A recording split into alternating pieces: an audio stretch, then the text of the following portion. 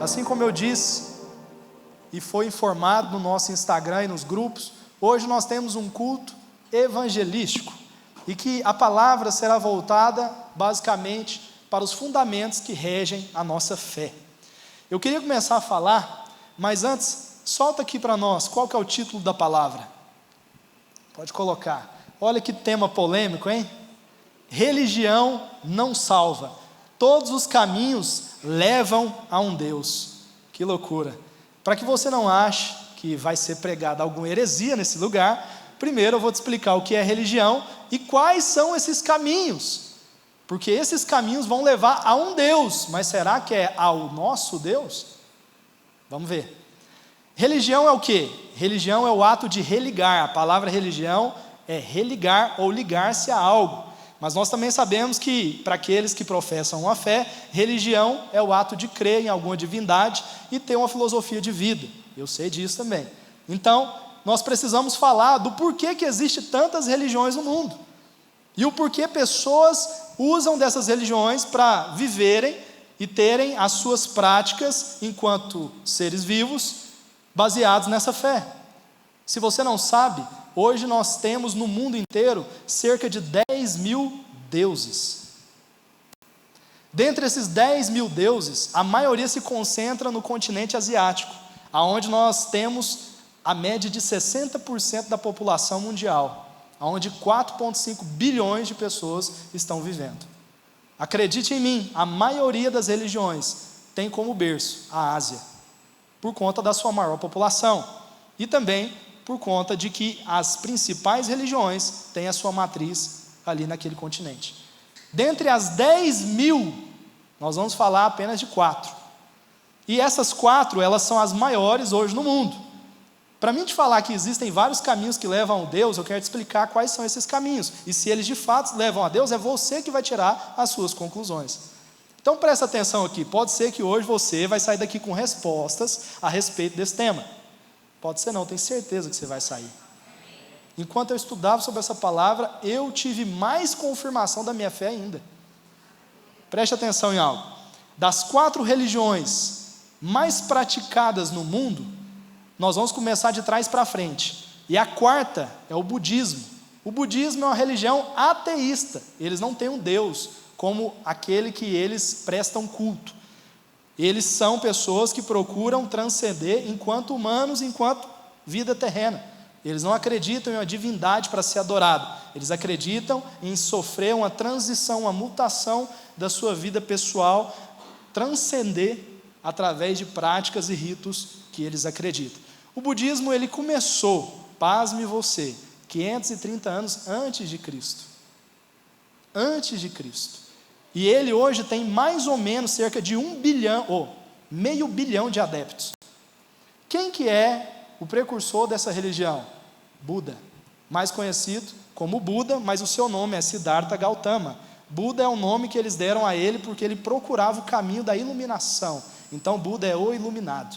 Através de procurar esse caminho de transcender, ele procurava o seu nirvana. Quem já ouviu essa palavra, nirvana? Já ouviu uma banda chamada Nirvana? Já ou não já? Pois é, nirvana é um estado de espírito que os budistas procuram. E esse estado de espírito é alcançado quando eles conseguem erradicar o sofrimento humano. E foi isso que Siddhartha Gautama procurou na sua vida inteira. Siddhartha Gautama foi, de fato, um homem que viveu na Terra. Ele teve a sua vida ali na Índia, no sul da Índia, no Nepal. E era filho de um rei, ele era um príncipe.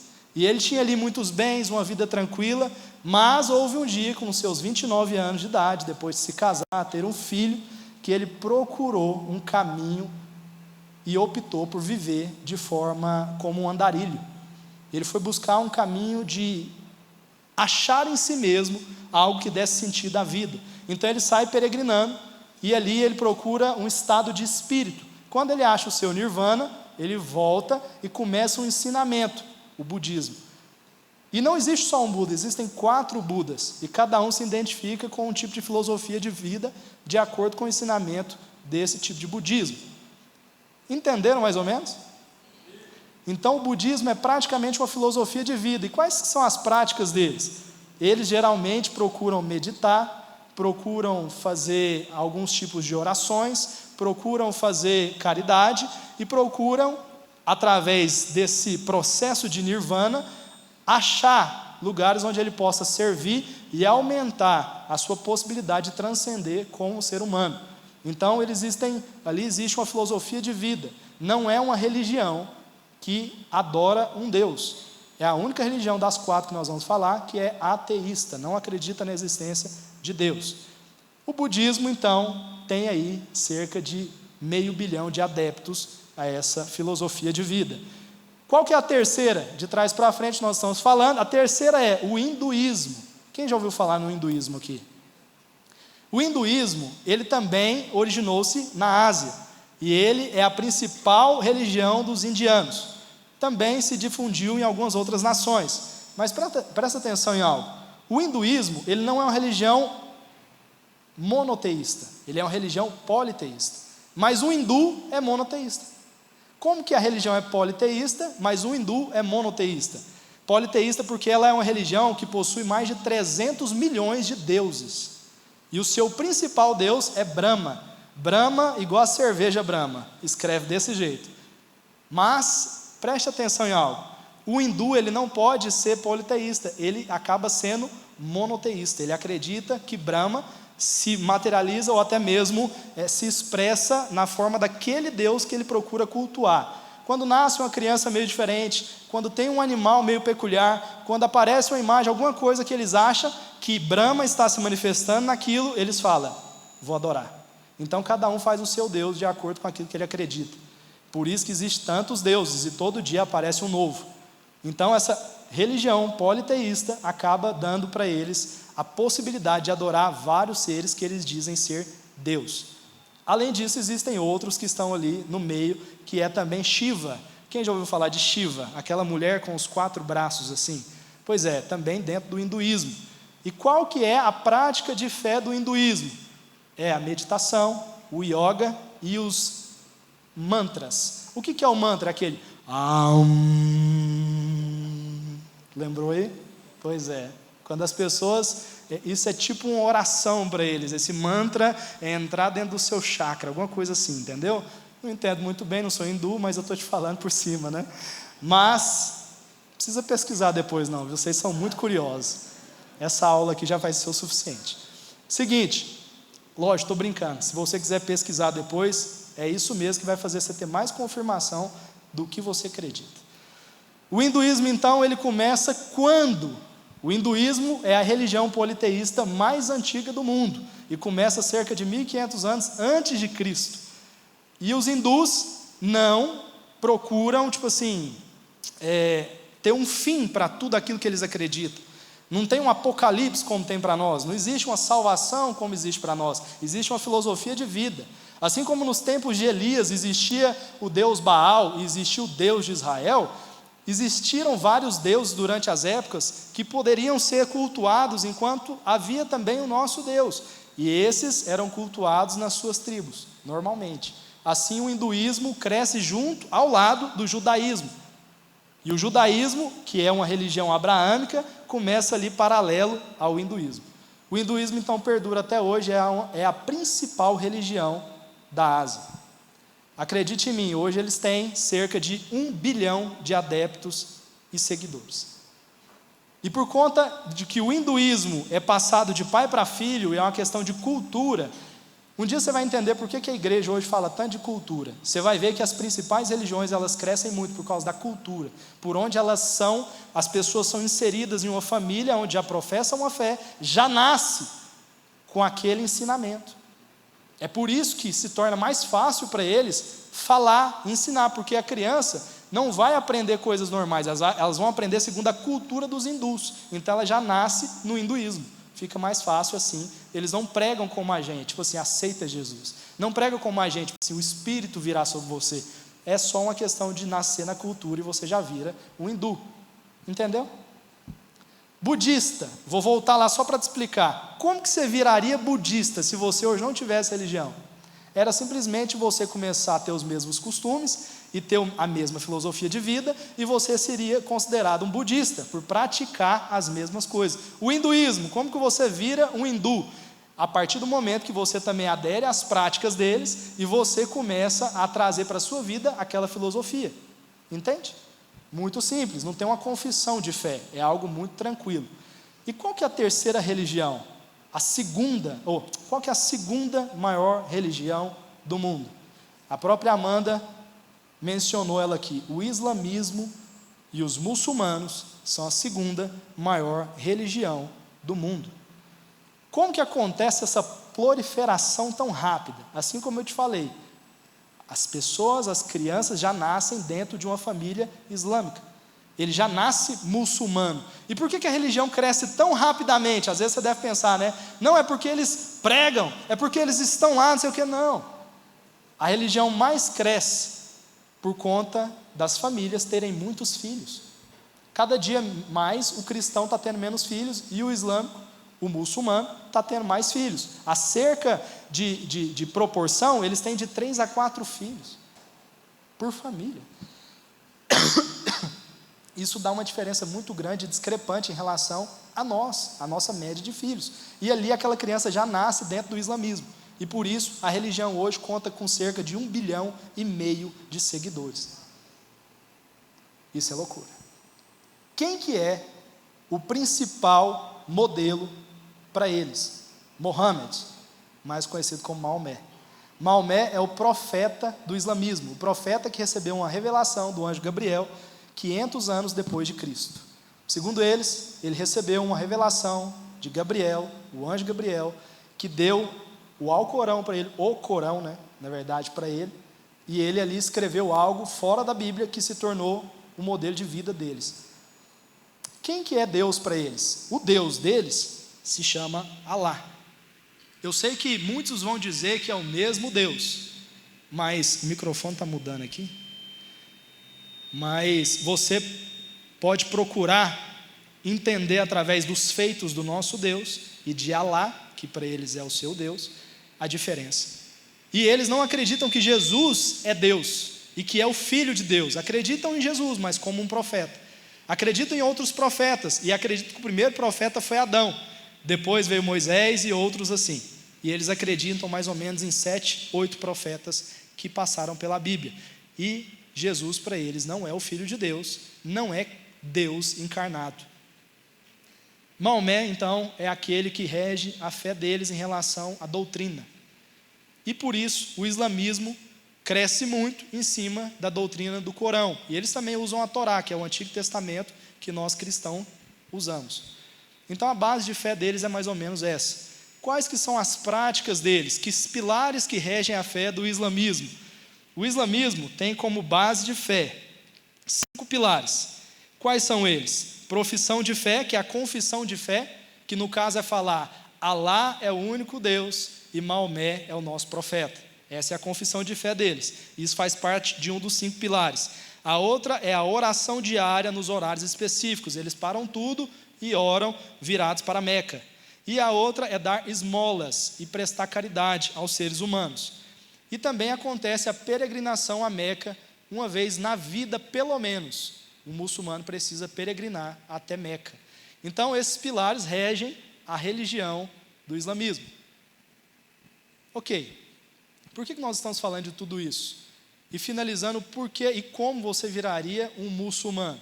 O muçulmano ele simplesmente precisa confessar que Allah é o único Deus e que Maomé é o profeta, e ele já, através de um dos rabinos dele, consegue virar um muçulmano pelo reconhecimento diante do povo. É simples assim, a partir do momento que você adere às práticas deles e que você começa a ter a mesma filosofia de vida, você se torna um muçulmano. É lógico que eu estou falando de tudo isso de uma forma muito superficial, e nem estou falando que algo é ou deixa de ser, para que você não entenda isso de uma forma errada. É lógico que eu estou falando sobre algo, eu não estou dentro da religião, então acaba que o meu conhecimento é muito raso. Mas agora nós vamos falar daquilo que nos importa. Qual que é a primeira e a maior religião que existe no mundo? O cristianismo. O cristianismo é a maior religião que hoje existe no mundo. E é uma religião muito antiga e uma religião monoteísta. Se nós estamos falando de religião, vamos falar historicamente. Uma religião monoteísta que começou de linhagem abraâmica. E esse cristianismo teve início no judaísmo.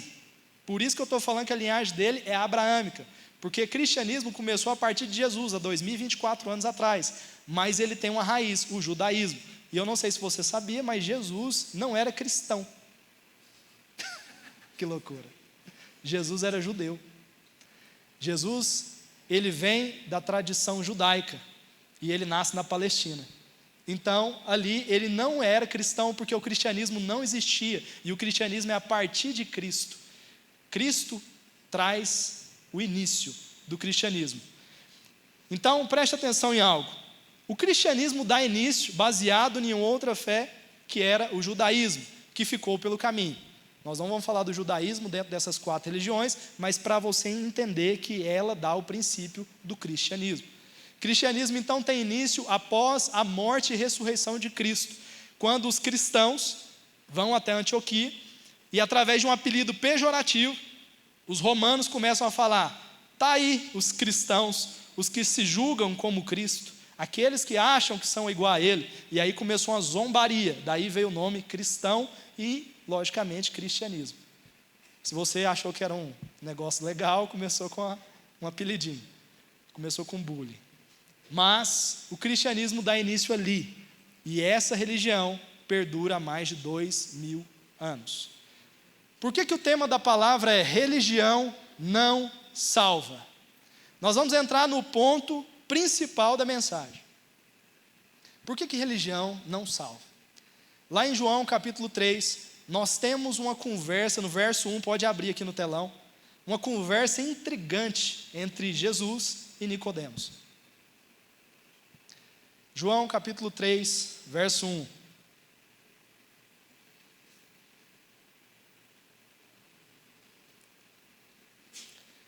Havia entre os fariseus um homem chamado Nicodemos, um dos principais dos judeus. Pode continuar. Este, de noite, foi ter com Jesus e lhe disse: Rabi, sabemos que é mestre vindo da parte de Deus, porque ninguém pode fazer estes sinais que tu fazes, se Deus não estiver com ele. A isto respondeu Jesus: em verdade te digo, que se alguém não nascer de novo, não pode ver o reino de Deus. Perguntou-lhe Nicodemos: como pode um homem nascer sendo velho? Pode porventura voltar ao ventre materno e nascer a segunda vez? Respondeu Jesus: em verdade te digo, quem não nascer da água e do Espírito não pode entrar no reino de Deus. O que é nascido da carne é carne, e o que é nascido do Espírito é Espírito. Não te admires de eu te dizer: importa-vos nascer de novo. O vento sopra onde quer, ouves a sua voz, mas não sabes de onde vem, nem para onde vai. Assim é todo aquele que é nascido do Espírito. Então lhe perguntou Nicodemos: como pode suceder isto? Acudiu ele Jesus: tu és mestre em Israel e não compreende essas coisas? Só até aí. Olha que loucura. Por que religião não salva? Porque Nicodemos era judeu, e Jesus falou que mesmo ele sendo judeu, não era o suficiente para ele ser salvo. Ele tinha religião, ele cumpria os preceitos, ele era um cara legal, fazia tudo certo. E Jesus virou para ele e falou assim: filhão, vou te contar um segredo. Não é o judaísmo que te salva, não é as suas práticas que te qualificam, não é a sua conduta, não é o seu dízimo, não é a sua oferta, não é as suas orações nas esquinas. Não é. Você tem que nascer de novo. Olha que coisa séria.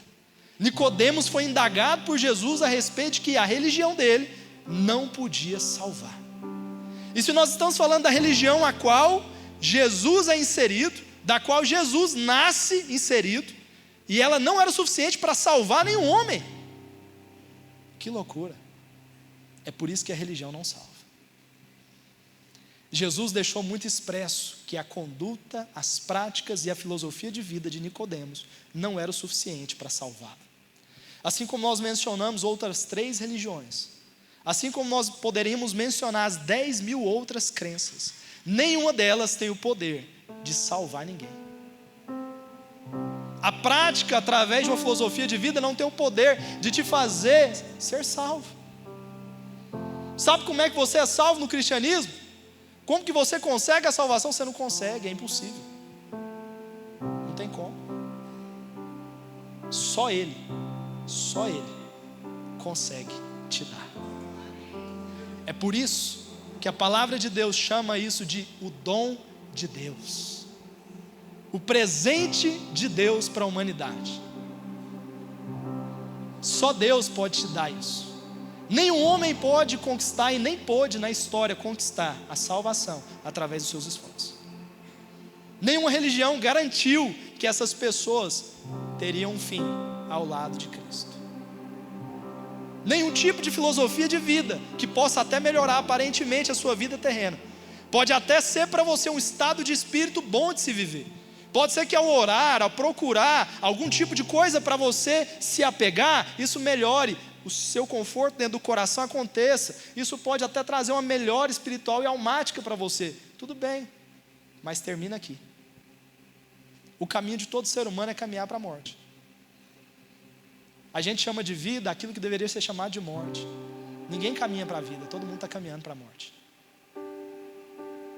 Para mim, que acredito naquilo que estou pregando para você, o fim é o começo. E esse pedaço que se chama vida é muito transitório, muito pouco, muito insignificante perto daquilo que o Senhor pode fazer. Um discípulo meu me procurou na semana passada, me contou que foi evangelizar numa praça, e que enquanto ele evangelizava, a pessoa que ele estava falando de Jesus começou a indagar ele a respeito da fé dele. Começou a perguntar um monte de coisa e a declarar outras coisas que ele não sabia, porque ele não é muito velho na fé, não sabia de tanta coisa. E ele falou assim: cara, comecei a entrar em crise. Fiquei meio assim, né? Por quê? Não porque eu tive dúvida da minha fé, mas porque eu não consegui convencer ele daquilo que eu estava pregando. E ele foi me falando daquilo, tipo assim, achando que eu ia falar para ele: nossa, mas você tinha que ter falado isso. Nossa, mas você tinha que ter falado aquilo. Quando ele fizesse isso, você tinha que rebater com aquilo outro. Eu falei para ele: quem disse que você tem que convencer?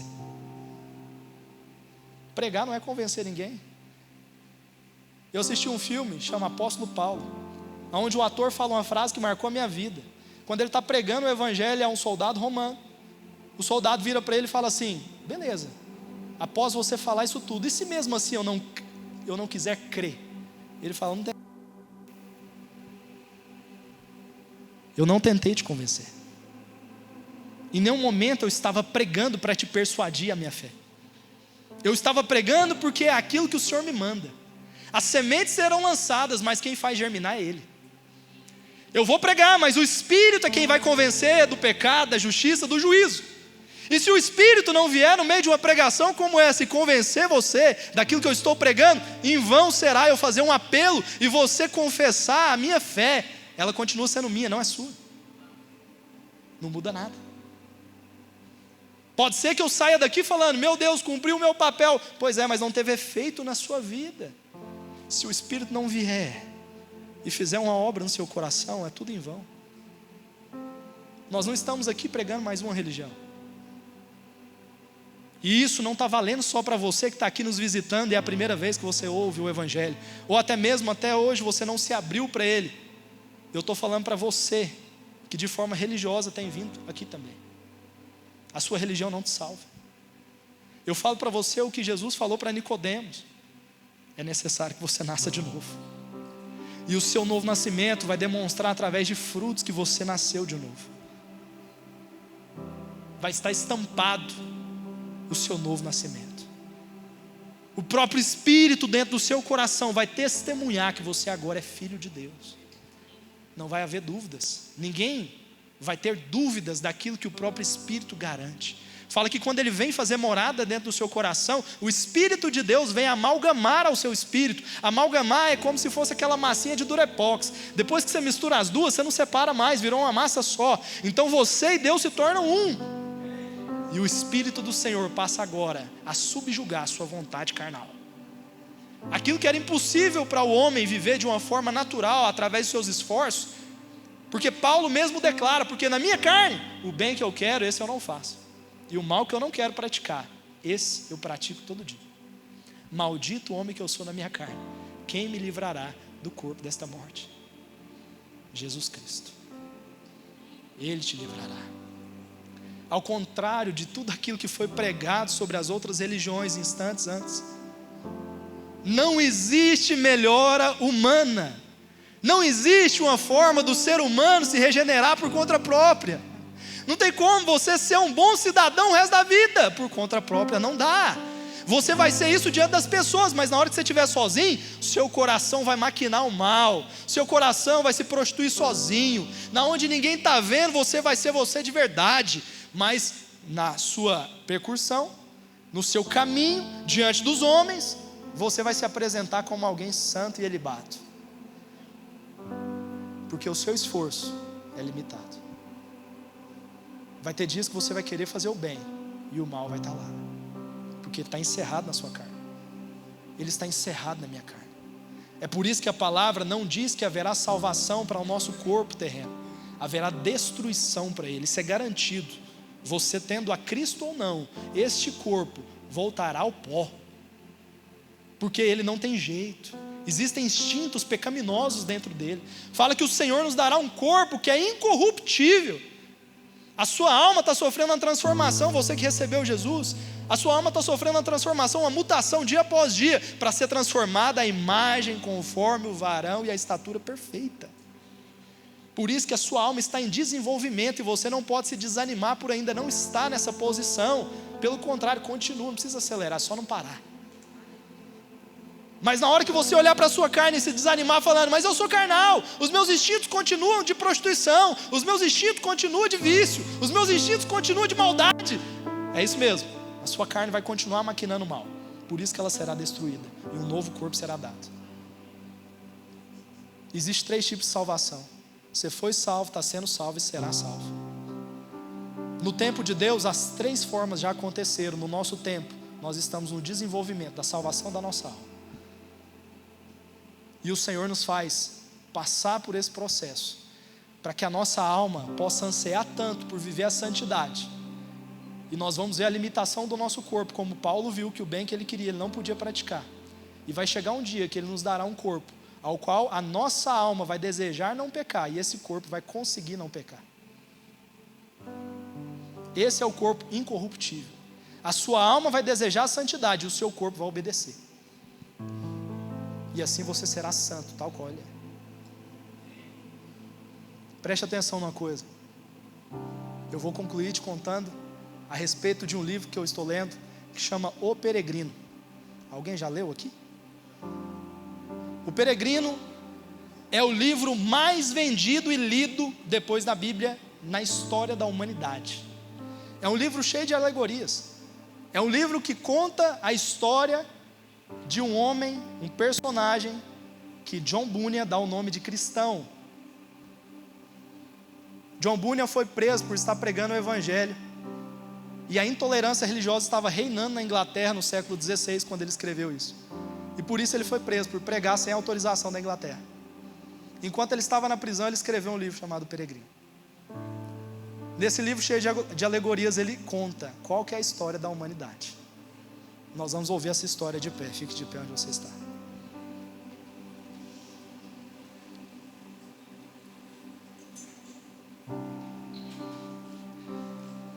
John Bunyan dá o nome a um personagem chamado cristão, que começa uma peregrinação na sua vida de fé. E através das suas alegorias ele dá nome a todo personagem. Durante a sua história, naquilo que ele conta no livro, ele mostra como que foi o plano de redenção de Deus, de uma forma tão didática que nenhum outro ser humano conseguiu explicar de forma tão simples. Olha que loucura.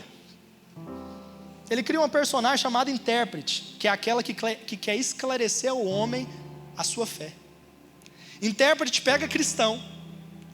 A banda pode subir? Intérprete leva cristão para uma sala. Cristão está numa sala empoeirada, cheia de poeira. Intérprete olha para ele e de repente chama uma pessoa para entrar na sala. E essa pessoa vem e começa a varrer aquela sala. E enquanto ela varre, uma poeira terrível começa a subir naquele ambiente. E cristão sai dali totalmente sufocado por aquela poeira e não consegue permanecer ali dentro. Quando ele sai da sala, o intérprete manda outra pessoa entrar. E agora essa pessoa traz um borrifador de água e começa a borrifar o ambiente. Todo mundo sabe que se você joga água na poeira, ela se assenta. E depois que aquela poeira se assenta através de ser borrifada, ela consegue varrer aquela poeira. Um pó se levanta ao varrer. Uma água é borrifada e assenta a poeira. E ali ela consegue ser varrida, aquela sala. Sabe o que é isso? A alegoria que ele quer trazer é: a sala é o coração do ser humano. A lei veio varrendo e levantou uma poeira. Essa poeira começou a te sufocar. Ao varrer, ele não teve o poder de tirar a poeira. Mas aí, Deus, o Espírito, envia alguém para borrifar água. E essa água é a graça. Ela faz a poeira assentar. E assim a casa pode ser varrida. Agora cristão pode permanecer naquela sala. A lei ela foi dada para que o homem pudesse ter noção do seu pecado. Até hoje muitos têm pregado em cima dela. Até hoje muitos têm trazido medo e temor, porque o ser humano sabe que ele não pode controlar essa poeira. Ele sabe que essa poeira sufoca ele. Ele sabe que ele não consegue por conta própria limpar a casa. E esse é o desespero de todo mundo. Ser cristão é muito difícil. Dá trabalho ser santo. Eu não consigo. Essa poeira está te sufocando. É por isso que você precisa de graça. A graça vai assentar, a água do Espírito vai assentar essa poeira no seu coração. E vai te possibilitar ser transformado pelo Evangelho do Senhor, sem que haja um esforço seu. Apenas a sua crença de que Ele pagou o preço. O Evangelho não é uma vida de penitência. Ser cristão não é uma vida de penitência. Não é se abster de prazeres que você poderia ter em vida. Você ainda não experimentou o que é prazer de verdade. Você acha que aquilo que você tem dado ao seu corpo é o verdadeiro prazer que você pode ter. A palavra diz que Paulo um dia foi arrebatado em corpo ou fora do corpo, ele não sabe. E fala que enquanto ele estava naquele estado de êxtase, ele teve a visão de coisas inefáveis. Você sabe o que é algo inefável? É algo que não dá para se comparar com nada, porque não tem parâmetro. Não dá para você explicar. Aquilo que ele viu, as delícias, os prazeres, aquilo que ele contemplou, vai além do que o meu olho e o seu já viu. Então existe sim coisas que nós não experimentamos ainda. Se você tiver a fé de crer no que eu estou te falando, você pode experimentar em Deus todas essas coisas. Não ache que o prazer da sua carne é o máximo de prazer que você pode ter. Não acha que essa é a vida que Deus tem para você. Hoje nós vamos aqui fazer 2 tipos de oração. Ninguém vai chamar você aqui à frente. Assim como eu te disse, você não vai ser um adepto a uma religião. Se você está aqui ouvindo pela primeira vez o Evangelho, você vai cutucar a pessoa que te trouxe e vai pedir para que ela ore por você. Assim como ela foi um instrumento de convite, ela vai ser um instrumento para confessar com você a Cristo. Pode diminuir as luzes entre os irmãos.